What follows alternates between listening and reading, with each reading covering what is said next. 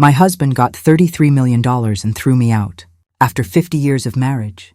After raising his children. After standing beside him through poverty, illness, job losses, and every struggle life threw at us. 50 years. Half a century. And it took him less than 6 weeks to decide I wasn't worth keeping.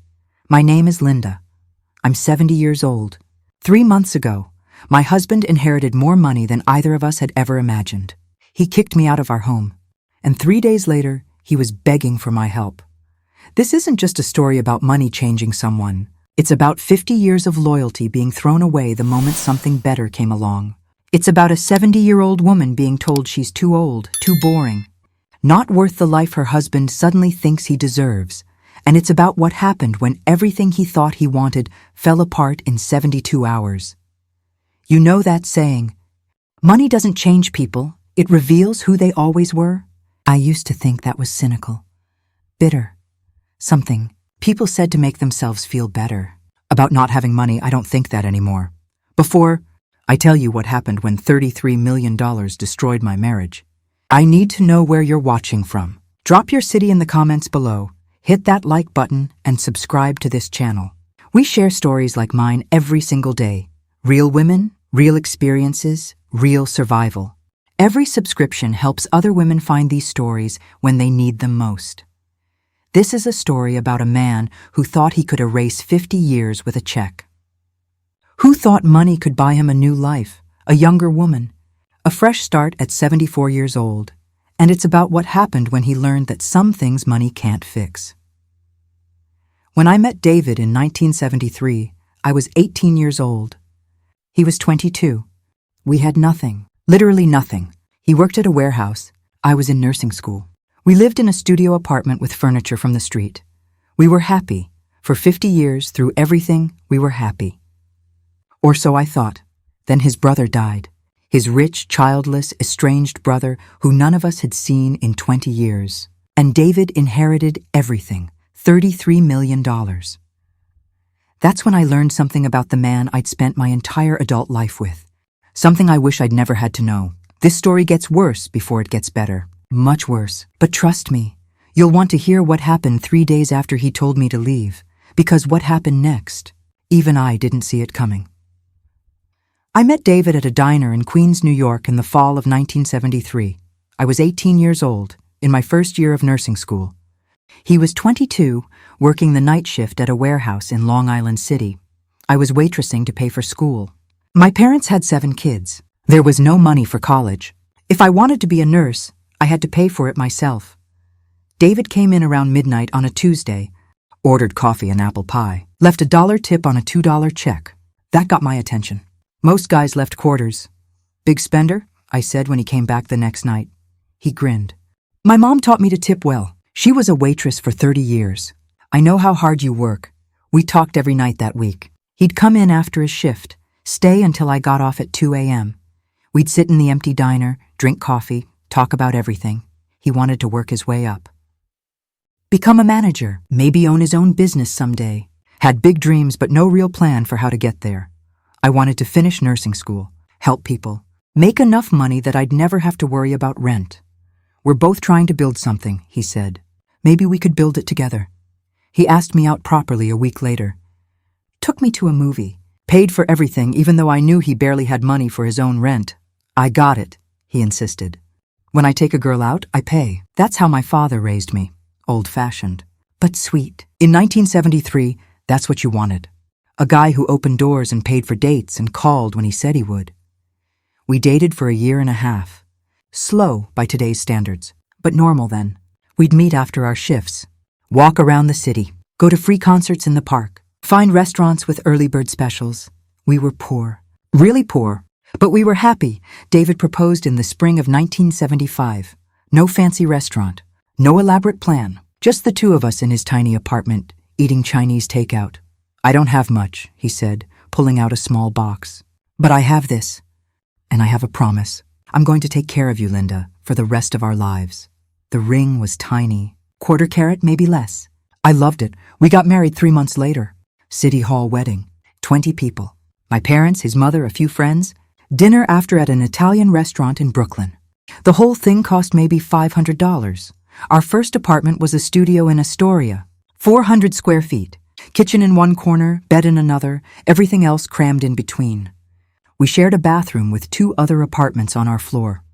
I graduated nursing school in 1976, got a job at Mount Sinai Hospital, night shift like David's warehouse job.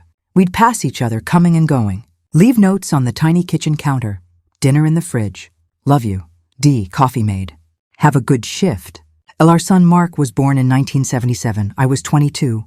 We moved to a 1-bedroom apartment in Elmhurst. Still small, still cheap, but at least the baby had his own room. David got promoted to shift supervisor at the warehouse. Small raise. Not much, but enough that we could afford diapers and formula without choosing between them and rent. I went back to work when Mark was 3 months old. My mother watched him during the day. David watched him at night while I worked. We tag-teamed parenting, barely saw each other, but we made it work. This won't be forever, David would say. I'm going somewhere. We're going somewhere. Just wait, I believed him. Because he worked hard, picked up extra shifts, took classes at community college, business management, accounting, teaching himself what he needed to know. Our daughter, Sarah, was born in 1980. I was 25. We moved again. 2-bedroom apartment in Jackson Heights. Still Queens. Still barely making it, but making it. David switched jobs in 1982, got hired as an assistant manager at a building supply company. Better pay, benefits, health insurance for the whole family. See? He said. Told you we'd get there. We weren't rich. Not even close, but we were stable. Could pay bills without panic. Could take the kids to McDonald's on Fridays. Could save a little bit each month. The 1980s were hard but good. David worked his way up. Assistant manager to regional supervisor. Each promotion meant a little more money, a little more security. We moved to New Jersey in 1987, bought our first house. Small ranch in Parsippany. 3 bedrooms, backyard, mortgage that terrified us. But it was ours. Mark was 10. Sarah was 7. They had their own rooms, a yard to play in. Good schools. We made it, David said the day we moved in. Kid from Queens with nothing. Now look at us, homeowners. He was proud. We both were. The 1990s were easier. David's career stabilized. Good salary, regular raises. I worked full-time at a hospital in Morristown. Between us, we were solidly middle class. We went on vacations. Nothing fancy. Road trips, camping, once Florida. The kids' first time on a plane, we had everything we needed. Not everything we wanted, but everything we needed. David's brother, Robert, was the opposite of us. 10 years older than David, single, no kids. Worked in finance in Manhattan, made serious money, but Robert and David didn't get along. Never had. Robert thought David was beneath him. Looked down on his warehouse worker little brother who'd married young and stayed in Queens. Robert's an asshole, David would say. Has money but no family. No one who loves him. I'd rather have what we have. We saw Robert maybe twice in 20 years. Awkward dinners. Forced conversations. Then nothing. He moved to Connecticut. We lost touch completely. Good riddance, David said. Don't need him anyway. Mark graduated high school in 1995, went to Rutgers. Sarah graduated in 1998, went to Montclair State. Both stayed local. Both worked their way through like we had. We were proud of them. Raised them right, taught them the value of work, of family, of sticking together. David and I settled into middle age. I was 45 in 2000. He was 49. Empty nesters. The house felt big suddenly. What do we do now? I asked. Whatever we want, he said. We raised good kids, did our job. Now we enjoy life, we did. We traveled more, took up hobbies. I gardened. David golfed. We had dinner with friends, went to Mark's wedding in 2005, became grandparents in 2008. Life was good, simple, comfortable. I retired from nursing in 2010 at 55. 30 years was enough. My body was tired. My feet hurt. I wanted to enjoy retirement while I was still healthy. David retired in 2015 at 64. 40 years in supply chain management. Good pension. Social security. We were fine financially. Those years between 2015 and 2025 were the best of our lives. Or so I thought. We traveled. Arizona, Maine, a cruise to Alaska. Nothing extravagant, but more than we'd ever done before. We babysat the grandkids. Had Sunday dinners with Mark and Sarah. Went to the kids' soccer games and dance recitals. David and I would sit on our back porch in the evenings, drink wine, talk about how lucky we were. 50 years, he'd say. Almost 50 years since that diner. You still tip well? I'd laugh. Only if the service is good. We were happy, really happy. After 50 years of building a life together, we were finally enjoying it. Then Robert died, and everything changed. Robert died in March of 2025. David got the call from a lawyer in Connecticut, a man neither of us had ever heard of. Mr. Patterson, this is Thomas Whitmore from Whitmore & Associates. I'm calling regarding the estate of your brother, Robert Patterson. David put the phone on speaker. I was sitting right there. We'd just finished lunch. Estate? Robert's dead? Yes, sir. He passed away 2 weeks ago. Heart attack. I apologize that you weren't notified sooner. We had difficulty locating next of kin. 2 weeks. His brother had been dead for 2 weeks and no one thought to call. I'm sorry to hear that, David said. And he meant it. Despite everything, Robert was still his brother. Mr. Patterson, I'm calling because you're named as the sole beneficiary of your brother's estate. Silence. David looked at me. I looked at him. Beneficiary? Robert barely spoke to me.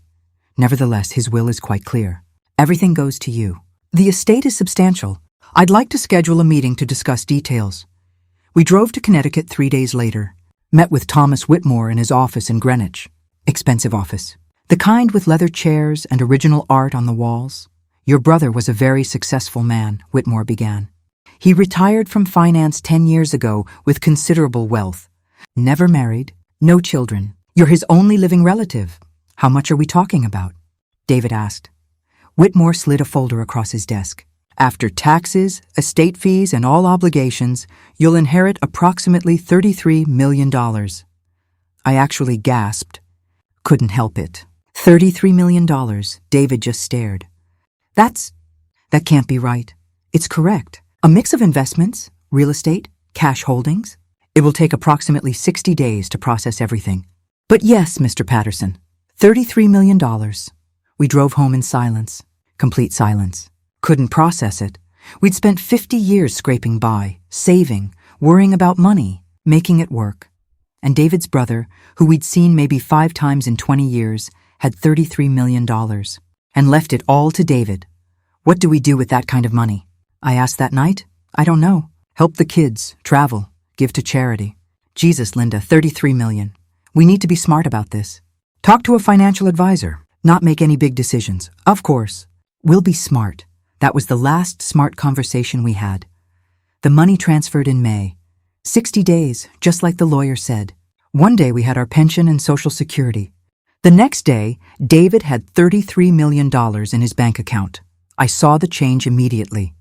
Not in big ways. In small things, the way he looked at our house differently. Like it was suddenly too small, too old. Beneath him, the way he talked about our car. We should get something nicer. We can afford it now. Our car is fine, David. It's only 4 years old. Fine isn't good enough anymore. That phrase started appearing a lot. Not good enough anymore. Our furniture wasn't good enough. Our TV wasn't good enough. The restaurants we liked weren't good enough. Within 2 weeks, David bought a new car. A Mercedes. $80,000. Didn't even discuss it with me. Just came home driving it. What's this? It's a car. I bought it. $80,000 is a car? Linda, we have $33 million. I can buy a car. He wasn't wrong. But the way he said it, like I was being unreasonable for questioning it. He started dressing differently. Expensive clothes. Designer brands. Threw out his old wardrobe like it offended him. Started going to a different gym. An upscale one with a spa and personal trainers. Came home talking about his trainer and his nutritionist. Since when do you need a nutritionist? Since I can afford one. I'm 74, Linda. I want to be healthy. Look good. What's wrong with that? Nothing was wrong with it, except everything about it felt wrong. He started going out more. Networking, he called it. Meeting people. Making connections. What connections? You're retired. Retired doesn't mean dead. I'm meeting interesting people. Successful people. People he'd never been interested in meeting before. One night in June, he came home talking about a woman he'd met at the gym. Veronica, a life coach. She's amazing. Helps people unlock their potential, live their best lives. You're 74. You're already living your best life, am I? Linda, I've spent 50 years working, struggling. Now I have the means to actually enjoy life. Veronica says I've been living small, that I need to think bigger. Veronica? I hated her already. How old is this Veronica? I don't know. 50-something? What does that matter? It mattered, because David was suddenly taking advice from a 50-year-old life coach instead of his 70-year-old wife. He started talking about moving. This house is fine, but we could do so much better. Somewhere warmer. Florida, Arizona. I don't want to move. Our kids are here. Our grandkids. We can visit them. Linda, don't you want something better? After all these years? I have what I want. Our home, our family, our life, our old life. This is a new life. New possibilities. I didn't recognize him. This wasn't the man I'd married. This wasn't the man who'd worked night shifts and saved for years to buy our first house. This was someone else. Someone who thought 50 years of happiness wasn't good enough. In July, he announced he was going on a trip. California. Wine country. 10 days. Come with me, he said. But it felt like an obligation, not an invitation. I can't. Sarah's birthday is next week. And I'm watching the grandkids, so skip it. They'll understand. I'm not skipping my daughter's birthday.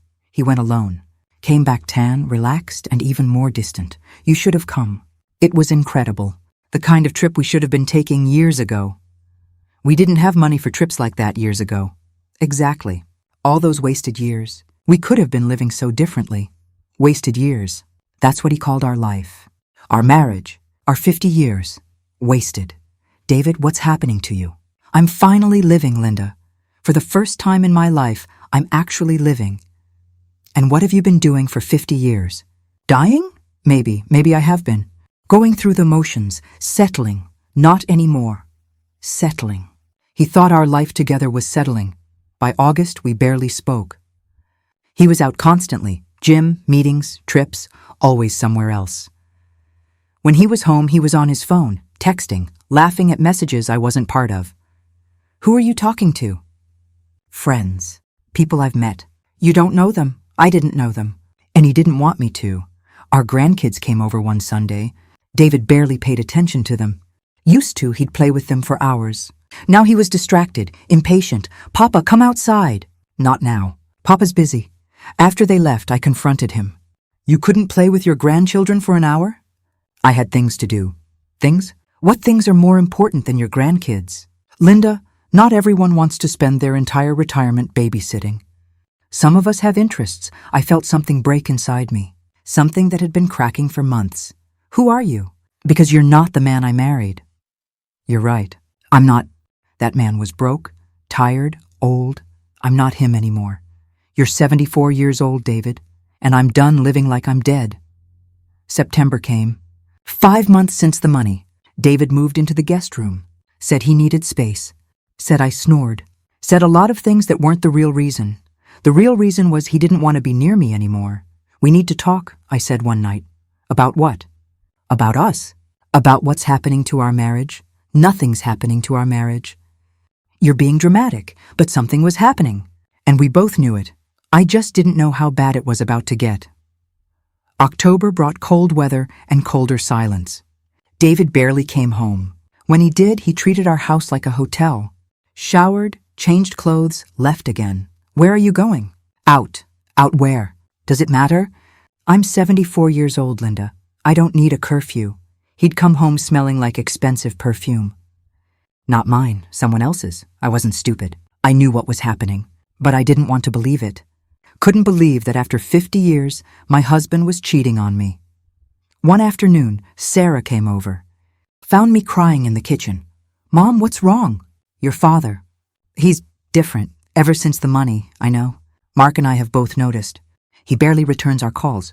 Didn't even acknowledge his grandson's birthday last week. He's out all the time. Won't tell me where. Comes home smelling like perfume. Sarah hugged me. Do you think he's having an affair? I don't know. Maybe. Probably. I don't even know my own husband anymore. Have you talked to him? Really talked? He won't talk to me. Says I'm being dramatic, that I'm jealous of his new life. His new life? Mom, he's 74. What new life? I didn't have an answer. That night, I decided to confront him. Waited up until he came home around midnight. We need to talk, now. He sighed, annoyed. It's late, Linda. I don't care. Who is she? Who is who?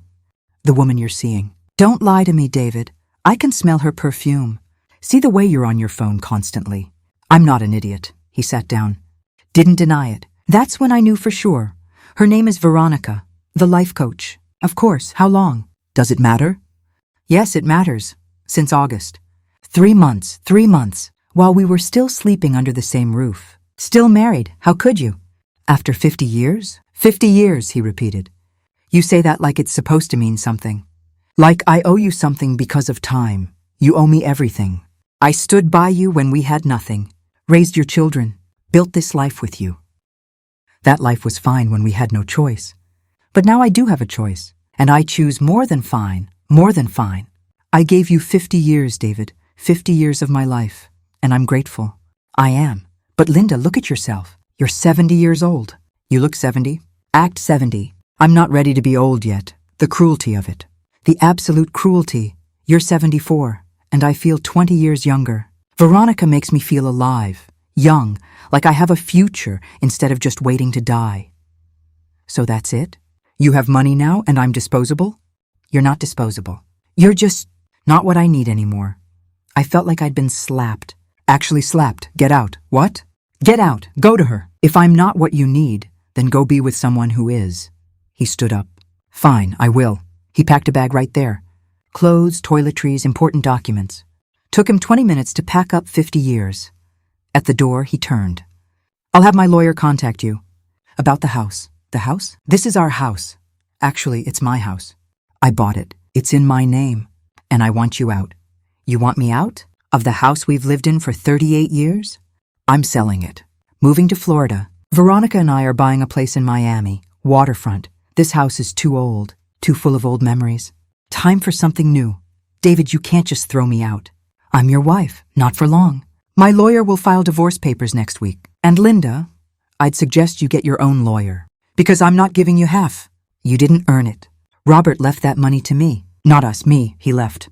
Just walked out. After 50 years, walked out for a woman 24 years younger who'd known him for 6 months. I sat on the couch until sunrise. Couldn't move. Couldn't think. This wasn't real. Couldn't be real, but it was.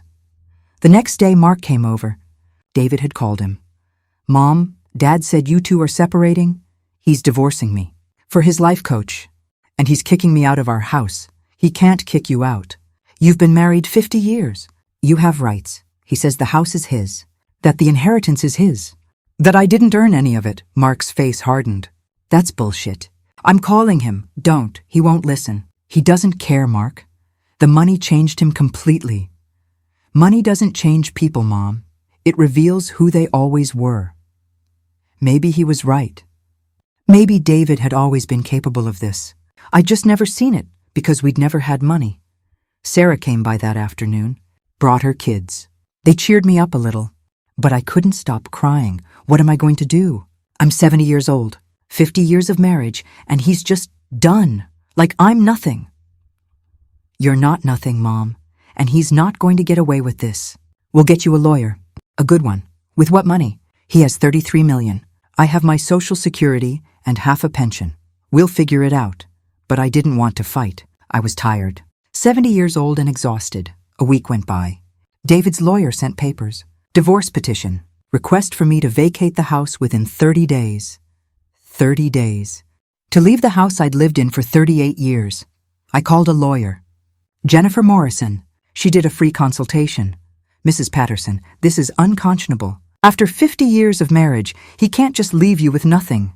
He says the inheritance is separate property. Not marital. Inheritance can be separate if kept separate.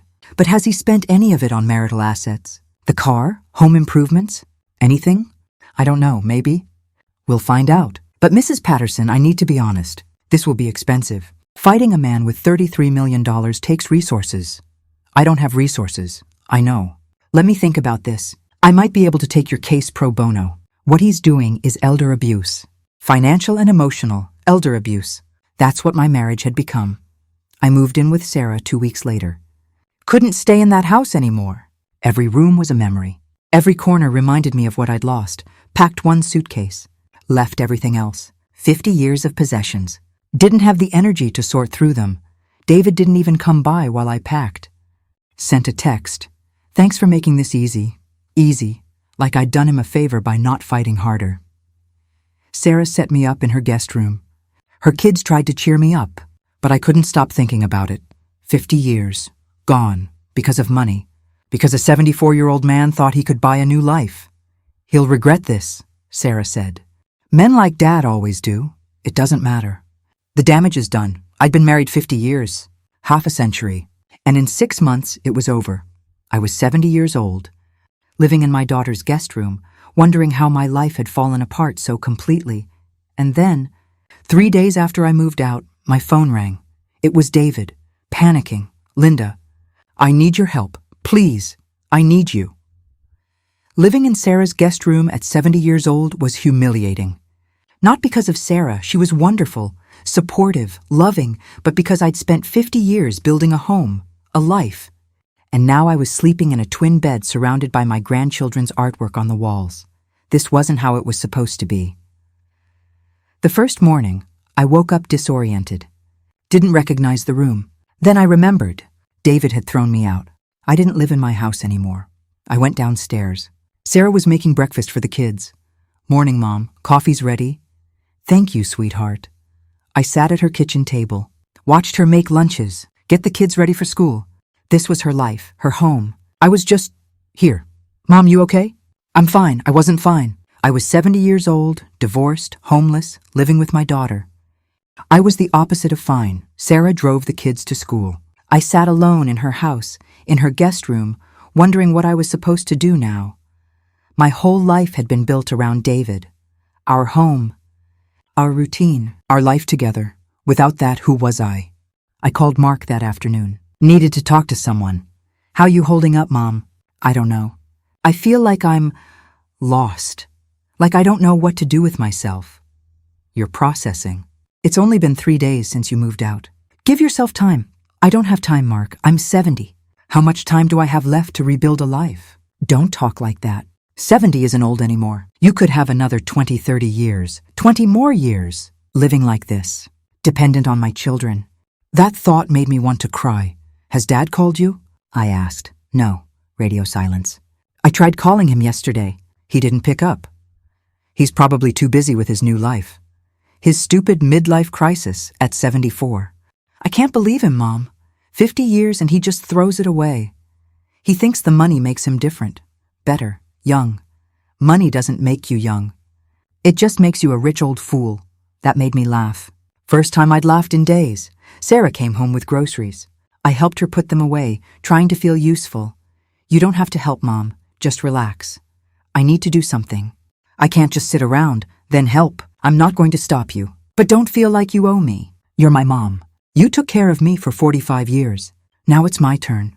Her kindness made me cry. Again. I'd been crying so much lately. That evening, Sarah's husband Tom came home from work. He was good about the situation. Never made me feel like a burden. Linda, how you doing? Hanging in there. You need anything, you let us know. You're family. You stay as long as you need. Good man. Sarah had married a good man. Unlike her father, after dinner I helped clean up. Put the kids to bed. Read them stories like I used to when Sarah and Mark were little. Then I went to my room. Sat on the twin bed.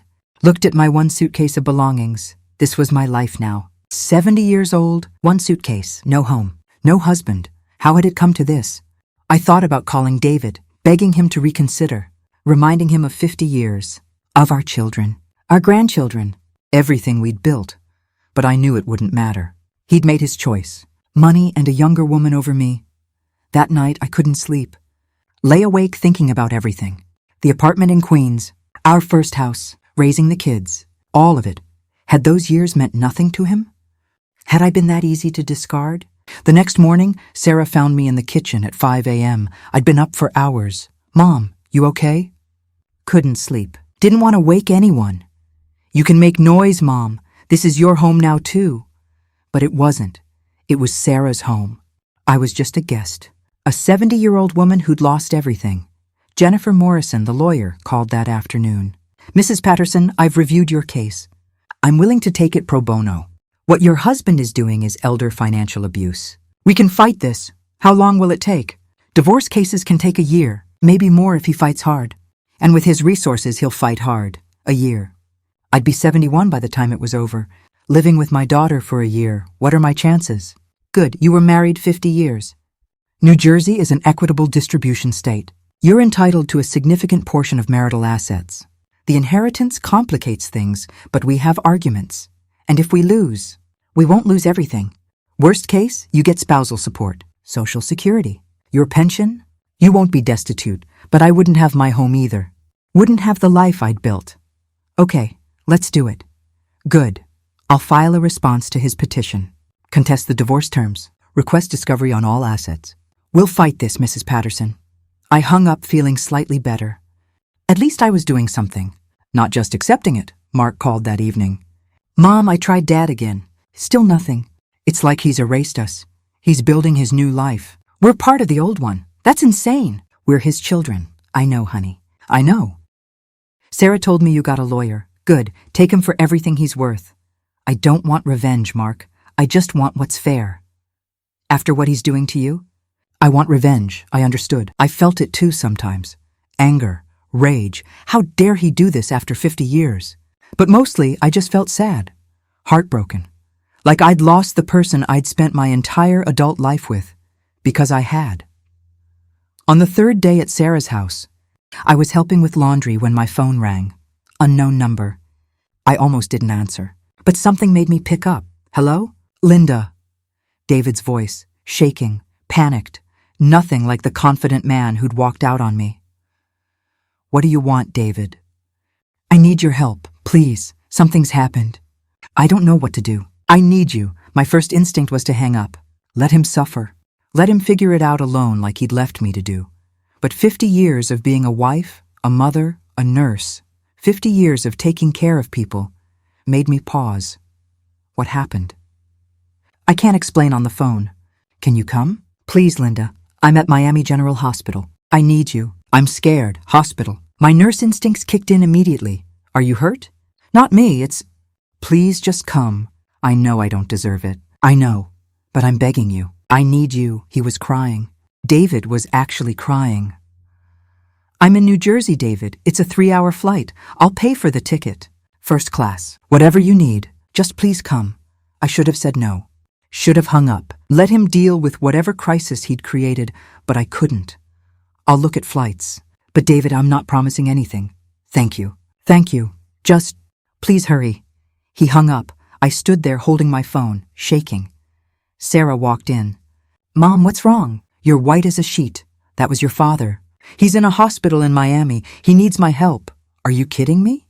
After what he did? Tell him no. He was crying, Sarah. Actually crying. Something's really wrong. Then let Veronica help him. She's his life partner now, right? Let her handle it. She was right. Absolutely right. But I was already looking up flights to Miami because after 50 years, some instincts you can't turn off. Even when you should. I booked a flight for that evening. Sarah drove me to Newark Airport. Mom, you don't have to do this. He threw you out? 3 days ago. Now he calls and you come running? I know how it looks.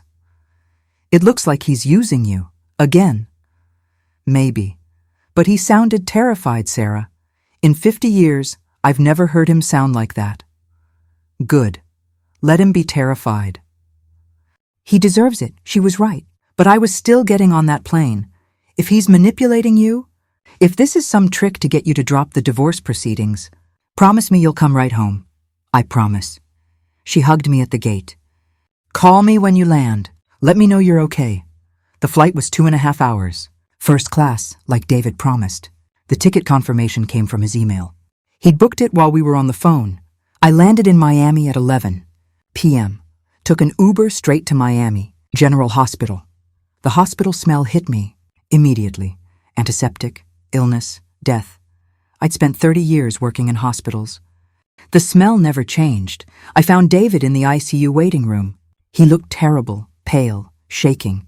20 years older than when I'd seen him 3 weeks ago. When he saw me, he stood up. Started crying, actually sobbing. Linda, you came. Thank God you came. What happened, David? Where's Veronica? His face crumpled. She's gone. She left. Linda, I'm so stupid. So goddamn stupid. Slow down. Tell me what happened. Why are you in a hospital? He sat down, put his head in his hands. It's Veronica. I had a stroke. You had a stroke? No, I'm fine. Let me start over. He took a shaky breath. 3 days ago, we moved to Miami, bought a condo on South Beach, $3 million, oceanfront, everything I thought I wanted. I stayed silent. Let him talk. Veronica convinced me to put the condo in both our names. For tax purposes, she said. Her financial advisor recommended it. So I did. We'd been together 6 months. I trusted her. I already knew where this was going. Yesterday, I woke up feeling strange, dizzy, couldn't move my right arm properly. Veronica called 911. They brought me here. The doctors said I had a TIA, a mini stroke. A TIA, transient ischemic attack. A warning sign. I'd seen hundreds of them as a nurse. Are you okay now? Physically, yes. The symptoms resolved. But the doctors wanted to keep me overnight. Run tests. Make sure it wasn't something worse. He paused. While I was in the emergency room, Veronica said she was going back to the condo to get my insurance cards. My medications. That was yesterday afternoon, and she never came back. I tried calling, texting. Nothing. Finally, this morning, the hospital got a hotel to send security to do a welfare check since I couldn't reach her. He looked at me, tears streaming down his face. The condo was empty, cleaned out. Her clothes gone, my clothes gone, jewelry, cash I'd kept in the safe, everything. She robbed you? Worse, I called my bank this morning. She'd transferred money. A lot of money, $2 million from our joint account. I'd added her to the account last month. Thought we were building a life together. $2 million, gone. The condo? I asked, already knowing the answer. She sold it. This morning, online sale to a cash buyer. $3 million property sold for 2.8. Quick sale. The money went to an account I can't access. Our joint account, which she emptied an hour after the sale closed. So she took $5 million, almost 6. There were other accounts, investment accounts. She had access to everything. Linda, I'm such a fool. Such a complete fool, he was. But I didn't say it. The hospital called you because I'm still legally your wife. Emergency contact. I didn't know who else to call. Mark won't answer my calls. Sarah blocked my number. Can you blame them? No, I can't. I destroyed everything. Our marriage. My relationship with our kids. And for what? For a woman who was using me the whole time. Who saw a stupid old man with money and took everything she could? Have you called the police? Yes, they filed a report. But their fraud detective said my chances of recovering anything are slim. Veronica's real name isn't even Veronica. It's Michelle Hartman. She's done this before. Targets wealthy older men. Gains their trust. Takes their money.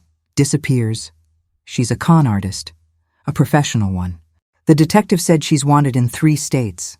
But she's good. Covers her tracks. Uses fake identities. By the time they find her, the money's offshore, untraceable. I sat down next to him. Tried to process this. How much do you have left? After she took $6 million? After I spent $3 million on the condo that she sold out from under me? After the car, the clothes, the trips, the lifestyle? He laughed bitterly. Maybe $20 million, if that. I'd have to check with my accountant. $20 million. Most people would kill for $20 million. But he'd lost almost half his inheritance in 6 months to a con artist. The inheritance. Robert's money. I pissed it away. Or got it stolen. Half of it gone in 6 months. What about the house? In New Jersey? I put it on the market. It sold fast. Good market right now. Closing in 2 weeks. Where's that money? In an account she didn't have access to, thank God. About $800,000 after the mortgage payoff and fees. At least there was something. David, why did you call me? What do you need from me? He looked at me. Really looked at me. I need you to tell me what to do. The doctors want to run more tests. Brain scans. Blood work. They're talking about medications, lifestyle changes, possibly surgery if they find blockages. You need someone to help you make medical decisions. I need my wife. My actual wife who knows me, who knows my medical history. Not some con artist who was pretending to love me. He grabbed my hand. Linda, I know I don't deserve your help. I know what I did, how I treated you. I was cruel. Heartless. I threw away 50 years like it meant nothing. It did mean nothing. To you, no, it didn't. I was just... The money made me crazy, made me think I could be someone different. Someone I'm not. A 74-year-old man trying to be young again. And I lost everything that actually mattered. I should have felt vindicated, should have enjoyed watching him suffer. Karma, justice, everything he deserved. But I just felt sad. Sad for both of us, for what we'd lost, for what he'd thrown away. The doctors need decisions made, he continued. Insurance information, medical history. You know all of it. You kept track of everything for 50 years. I don't even know what medications I'm allergic to. You do. He was right, I did. I'd managed our health care for decades. Kept meticulous records, remembered every detail. Please, Linda, I'm not asking you to forgive me. I'm not asking you to take me back. I'm just asking you to help me not die. That's all. I looked at this man, my husband of 50 years, who'd thrown me out 3 weeks ago, who'd told me I was old and boring and not enough for his new life. Now he was begging me for help because his new life had destroyed him. I'll talk to your doctors. Get the medical information sorted. Make sure you're getting proper care. Thank you. Thank you But David, I'm not staying. I'm not taking care of you. I'm not your wife anymore, not in any real sense. I'll help you medically because I'm a nurse, and because despite everything, I don't want you to die. But that's all. I understand. Do you? Because 3 weeks ago you threw me out. Told me I didn't earn any of your money, that I was too old, too boring, not worth keeping. I know what I said. I was wrong about all of it. Being wrong doesn't fix it. I know that too. I stood up. I'll find your doctors. Get the medical side handled. Then I'm going back to New Jersey. Okay? Whatever you think is best. I walked away from him, found the nurse's station, asked to speak with his attending physician. Dr. Sarah Chen came out 20 minutes later. Young, competent, reminded me of myself 30 years ago. You're Mr. Patterson's wife? Yes, what's his status? We talked for 30 minutes. Medical details, test results, treatment plans. I fell back into nurse mode easily, asking the right questions, understanding the answers, making decisions. David needed medication adjustments, lifestyle changes, follow-up appointments, but he'd survive. The TIA was a warning, not a death sentence. I signed the necessary forms, provided medical history, got everything sorted.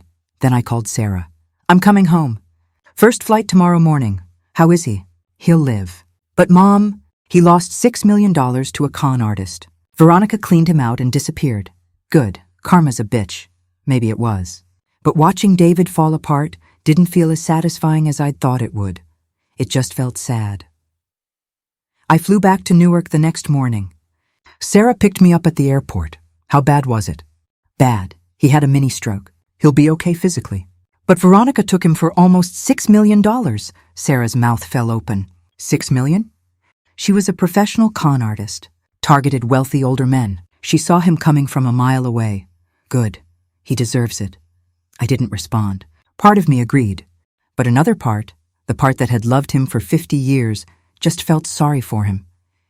Did he ask you to come back? No, he knows better. He just needed help with medical decisions. I handled it and left. You're too good to him, Mom, after what he did. Maybe I was. But I couldn't watch someone suffer, even someone who'd hurt me. Back at Sarah's house, I tried to settle back into the guest room routine. But everything felt different now. I'd seen David broken, scared, alone. The confident man who'd left me for a younger woman was gone. In his place was a frightened 74-year-old who'd been conned out of millions. Mark called that evening. Sarah told me what happened. About the money. It's true. She took him for everything she could. Part of me wants to feel bad for him. But mostly I just think he's an idiot. He is an idiot. But he's still your father. Is he, though? Because he hasn't acted like it in 6 months. Hasn't returned my calls. Didn't acknowledge his grandson's birthday. Threw you out like garbage. I know. So why did you help him? Good question. Why had I? Because when someone's in a hospital scared and alone, you help them. That's what decent people do. You're a better person than me. I would have let him suffer. Maybe Mark was right. Maybe I should have. Over the next few days, David called me multiple times. I didn't answer. He left voicemails. Linda, I'm being discharged tomorrow. The doctors cleared me. I just wanted you to know I'm okay. Thank you for your help. I mean it. Another message. I hired a lawyer. Going after Veronica. Well, Michelle, whatever her real name is. Probably won't get anything back, but I have to try. Another. I'm sorry. I know I keep saying it, but I don't know what else to say. I'm so sorry. I deleted them without responding. Sarah watched me one evening. He keeps calling? Every day. You should block him. Probably. But you won't. I don't know. Part of me wants to hear him suffer. Part of me just wants to move on. What do you want, Mom? Really want? I thought about it. Really thought I want my life back. My home, my routine, my purpose. I want to not be 70 years old living in my daughter's guest room. Then fight him. The lawyer said you have a case. Take him for half of what's left. Half of 20 million was 10 million. More money than I'd ever imagined having. But it wasn't about the money. It was about respect, acknowledgement. 50 years of my life meaning something. I'll call Jennifer tomorrow. Move forward with the divorce proceedings. Good.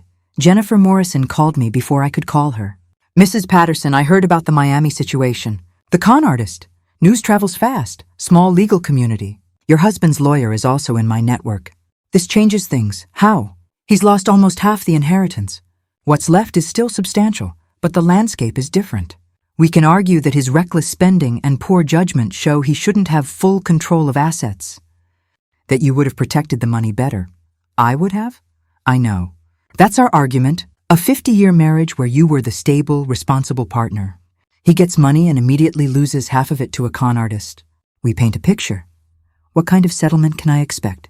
Hard to say, but I'm thinking 7 to 10 million, plus spousal support, plus possibly the house sale proceeds since you lived there for 38 years. $7 to $10 million. At 70 years old. What do I do with that kind of money? Jennifer laughed. Whatever you want, Mrs. Patterson, that's the point. You do whatever you want, whatever I wanted. After 50 years of doing whatever David wanted, the concept felt foreign. 2 weeks later, I was still at Sarah's when David called from a different number. I answered without thinking. Linda, don't hang up. Please. What do you want, David? I'm back in New Jersey.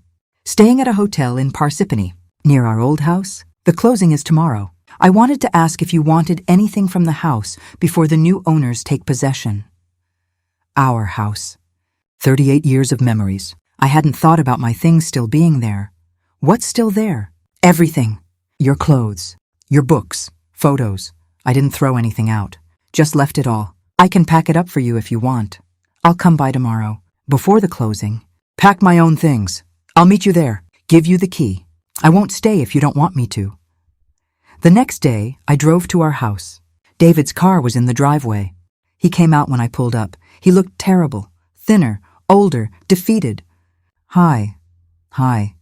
We stood there awkwardly. Strangers. After 50 years, I brought boxes. In case you need them. Thank you. He unlocked the door. Let me in. The house smelled stale, empty, like no one had lived there in weeks. My things were everywhere. Exactly where I'd left them. Clothes in the closet. Books on the nightstand. Photos on the walls. I'll be outside, David said. Take your time. I walked through the house slowly. Our bedroom. The kids' old rooms. The kitchen where I'd made thousands of meals. Every corner held a memory. Mark's first steps right there in the living room. Sarah's high school graduation party in the backyard. 50 years of life. And tomorrow, strangers would own it. I packed slowly. Clothes, photos, my mother's china that had been in the dining room cabinet. Books, small things that mattered. David helped load boxes into my car. Didn't talk much, just carried things. When we were done, he stood by my car. I signed the divorce papers. Had my lawyer send them to yours? I'm not fighting anything. You deserve whatever you can get. I don't want whatever I can get. I want what's fair. Fair is more than I'm offering. But I'll accept whatever the judge decides. What are you going to do? After this? He shrugged. I don't know. Find an apartment. Try to rebuild. Maybe get my kids to talk to me again. They will, eventually. They're angry, but they love you. Do you? Still love me? I looked at him. Really looked. This man I'd loved for 50 years, who'd thrown me away like I was nothing, who'd lost everything chasing a fantasy. I don't know, David. I loved who you were. I don't know who you are now. I don't either. I got in my car. Started the engine. Linda, wait. I rolled down the window. I need to say this. While I can, before this is really over. He took a breath. You were right about everything. Veronica, the money, all of it. You tried to tell me I was changing, becoming someone I wasn't. I didn't listen. I thought the money made me better, special. It just made me stupid. Yes, it did. I threw away the best thing in my life. You, our marriage, our family. For what? For 6 months with a con artist and a depleted bank account. You can't undo it, David. I know. I know I can't, but I want you to know I see it now. What I had, what I lost, what I threw away. I looked at him standing there in the driveway of the house we'd lived in for 38 years. The house we were losing tomorrow. Goodbye, David. Goodbye, Linda. I drove away, watched him get smaller in my rearview mirror, and I cried. For what we'd had. For what he'd destroyed. For 50 years that ended like this. The divorce took 4 months to finalize. Jennifer was right. David didn't fight. His lawyer sent settlement offers. Reasonable ones, fair ones, almost too fair. He's giving you everything you asked for, Jennifer said on the phone. $8 million. The house sale proceeds. Spousal support for 10 years. Your pension and Social Security remain yours. Mrs. Patterson, this is an excellent settlement. $8 million. At 70 years old, he's not trying to negotiate? No. His lawyer said Mr. Patterson wants this settled quickly and fairly. Quote, she deserves it all. Give her whatever she wants. Part of me had expected a fight. Expected him to try to minimize what I'd get, like he had in the beginning. But the man who'd said I didn't earn anything was gone. The man left behind knew exactly what I'd earned. Accept it, Jennifer advised, before he changes his mind.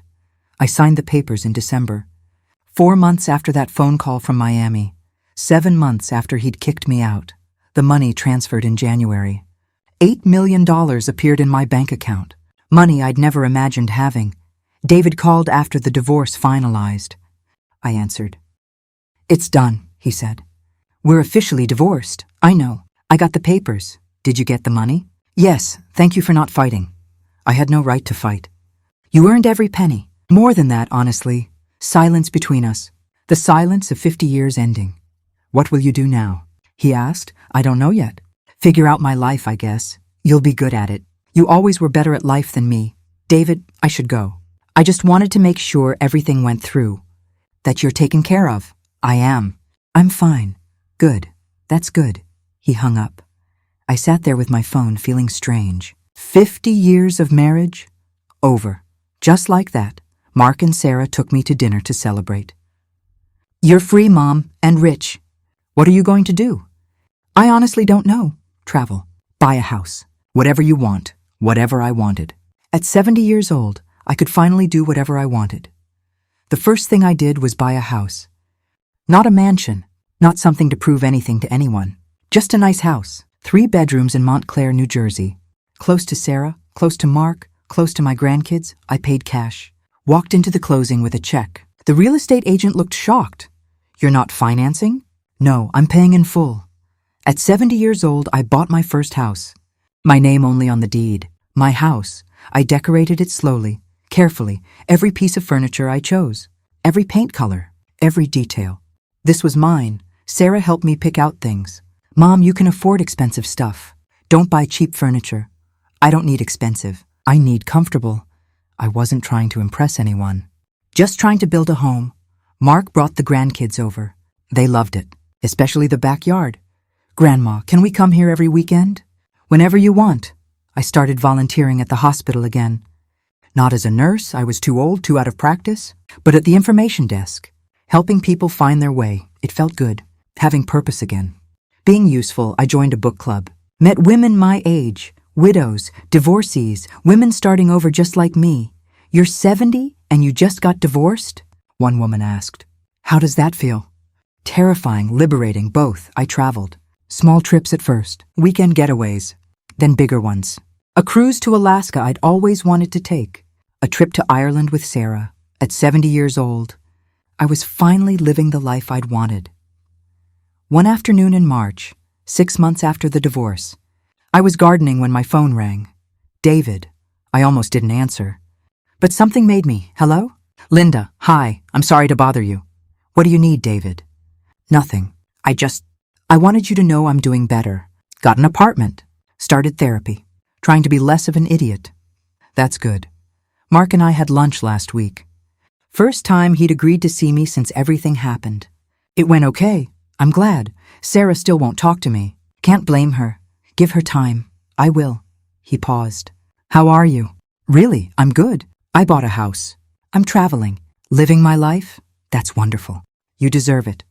We talked for a few more minutes. Carefully. Like acquaintances, not people who'd spent 50 years together. When we hung up, I felt okay. Not angry. Not sad, just okay. He was my past. This, my house, my life, my freedom, was my future. I'm 70 years old. It's been almost a year since my husband got $33 million and threw me out. Almost a year since he called me 3 days later, begging for help. People ask me sometimes if I'm bitter, if I hate him, if I regret helping him when he needed me. The answer is no. To all of it. Am I angry about what he did? Yes, 50 years of marriage thrown away for money and a con artist. That hurts. It'll always hurt. But bitter? No, because being bitter would mean letting him take more from me than he already has. I live in my house now. The one I bought? The one with my name on the deed. I wake up every morning and make coffee in my kitchen. Sit in my garden. Do whatever I want. At 70, I'm finally free. My grandkids come over every weekend. We bake cookies. I read them stories. They run around my backyard. Sarah and I have dinner twice a week. She's my best friend now, in a way she couldn't be when I was married. When all my energy went to David, Mark brings his family over for Sunday dinners. We're building new traditions. Better ones. David and I talk occasionally. Polite conversations. He's trying to rebuild his life. Going to therapy. Making amends with the kids. Sarah still won't see him. That's her choice. I don't push. Do you think you'll ever forgive him? She asked me last week. I already have. Forgiveness isn't for him. It's for me. So I can move on. Would you ever take him back? No, never. That chapter is closed. And it is. 50 years. Over. But I'm okay with that now because I learned something important. It's never too late to start over. Never too late to build a new life. I'm 70 years old. I thought my life was over when David left. Thought I'd spend my remaining years dependent on my children. Broken. Lost. Instead, I'm thriving. I have my own home, financial security, freedom, purpose. If you're watching this and you're going through something similar, if someone with money thinks they can throw you away, hear this. You have value beyond what anyone gives you. Your worth isn't determined by someone else's opinion of you. Document everything. Know your rights. Fight for what you deserve. And don't let anyone make you feel small. I want to know where you're watching from. Drop your city in the comments below. And if this story helped you, please subscribe. We share stories like mine every day. Real women, real transformations, real survival. My husband got $33 million and threw me out. 3 days later, he was begging for my help. I helped him. Then I helped myself. And now, at 70 years old, I'm living the best life I've ever lived. My name is Linda. I'm 70 years old. And I'm just getting started.